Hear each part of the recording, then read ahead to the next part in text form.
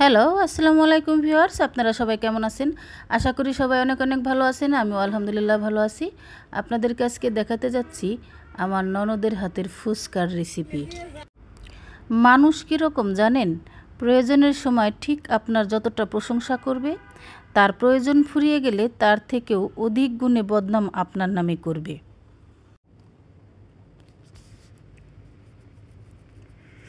তো বন্ধুরা, এই ফুচকাটা অসম্ভব মজার হয়েছিল।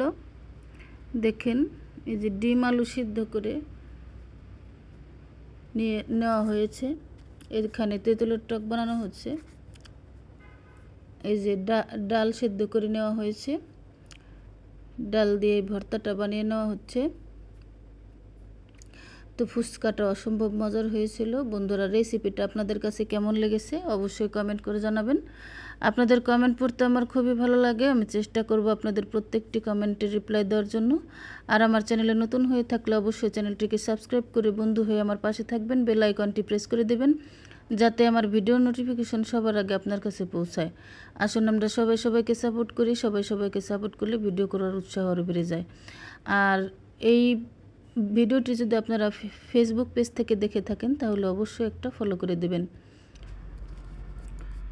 তো ফুচকাগুলো ভেবে ভর্তা দিয়ে রেডি করে নেওয়া হচ্ছে।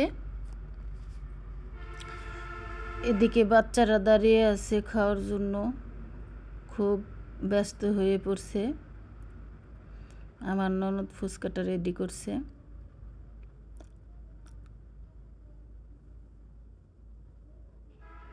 এদিকে আমার আরেক ননদ এই যে ডিমটা কাঁটা চামচ দিয়ে ঝুরি করে নিচ্ছে। এখন এর মধ্যে টক দেওয়া হচ্ছে। আজ তাহলে এ পর্যন্তই। আল্লাহ হাফেজ।